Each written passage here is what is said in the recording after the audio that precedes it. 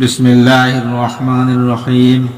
হযরত আব্দুল্লাহ ইবনে আমর ইবনে আস রাদিয়াল্লাহু তাআলা আনহু হইতে বর্ণিত আছে যে রাসূলুল্লাহ সাল্লাল্লাহু আলাইহি ওয়াসাল্লাম ইরশাদ করিয়াছেন, যে ব্যক্তি জুমার দিন উত্তম রূপে গোসল করে অতি প্রত্যুষে জুমার জন্য যায়, ইমামের অতি নিকটবর্তী হইয়া বসে, মনোযোগ সহকারে খুতবা শ্রবণ করে, খুতবার সময় চুপ থাকে, সে যত কদম হাঁটিয়া মসজিদে আসে, উহার প্রত্যেক কদমের বিনিময়ে সারা বৎসরের তাহাজ্জুদ ও সারা বৎসরের রোজার সওয়াব লাভ করে।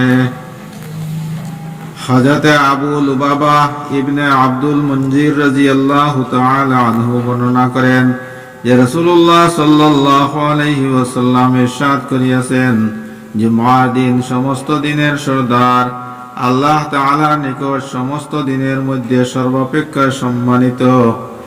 এই দিন আল্লাহর নিকট ঈদুল আযহা ও ঈদুল ফিতরের দিন অপেক্ষা অধিক মর্যাদাবান। এই দিনে 5টি জিনিস হইয়াছে। এই দিনে আল্লাহ তাআলা হযরত আদম আলাইহিস সালাতু ওয়াস সালামকে সৃষ্টি করিয়াছেন। এই দিনেই তাহাকে জমিনে নামাইয়াছেন। এই দিনেই তাহাকে মৃত্যু দিয়াছেন। এই দিনে একটি মুহূর্ত এমন রহিয়াছে যে বান্দা সেই মুহূর্তে যাহা চায় আল্লাহ তাআলা অবশ্যই তাহাকে উহা দান করেন। শর্ত হইল কোনো হারাম জিনিস না চায়। এই দিনে কিয়ামত কায়েম হইবে। সমস্ত নৈকট্য প্রাপ্ত ফেরেশতাগণ, আসমান জমিন, হাওয়া পাহাড় সমুদ্র সকলেই জুমার দিনকে ভয় করে, কারণ জুমার দিনে কিয়ামত আসিবে। হযরত আবু হুরায়রা রাদিয়াল্লাহু তাআলা আনহু হইতে বর্ণিত আছে যে রাসূলুল্লাহ সাল্লাল্লাহু আলাইহি ওয়াসাল্লাম ইরশাদ করিয়াছেন, যে সকল দিনে সূর্য উদয় অস্ত যায় তন্মধ্যে জুমার দিন অপেক্ষা কোনো দিন উত্তম নয়, অর্থাৎ জুমার দিন সকল দিন অপেক্ষা উত্তম।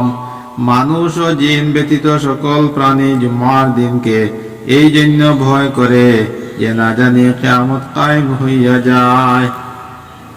হযরত আবু সাঈদ খুদরি রাদিয়াল্লাহু তাআলা আনহু ও হযরত আবু হুরায়রা রাদিয়াল্লাহু তাআলা আনহু হইতে বর্ণিত আছে যে রাসূলুল্লাহ সাল্লাল্লাহু আলাইহি ওয়াসাল্লাম ইরশাদ করিয়াছেন, জুমার দিনে এমন এক মুহূর্ত রহিয়াছে যে মুসলমান বান্দা সেই মুহূর্তে আল্লাহ তাআলার নিকট যাহা চায় আল্লাহ তাআলা অবশ্যই তাহাকে উহা দান করিয়া দেন। আর সেই মুহূর্তে আমরের পর হয়, আসরের পর হয়। হযরত আবু মুসা আশআরী রাদিয়াল্লাহু তাআলা আনহু বলেন, আমি রাসূলুল্লাহ সাল্লাল্লাহু আলাইহি ওয়াসাল্লামকে জুমার সেই মুহূর্ত সম্পর্কে ইরশাদ করিতে শুনিয়াছি যে সেই মুহূর্ত জুমার খুতবা আরম্ভ হইতে নামাজ শেষ হওয়া পর্যন্ত মধ্যবর্তী সময়, পায়দা জুমার দিনে দোয়া কবুল হওয়ার সময় নির্ধারণ সম্পর্কে আরো অনেক হাদিস রহিয়াছে। অতএব সম্পূর্ণ দিনেই অধিক পরিমাণে দোয়া ও ইবাদতের ইহতিমাম করা উচিত।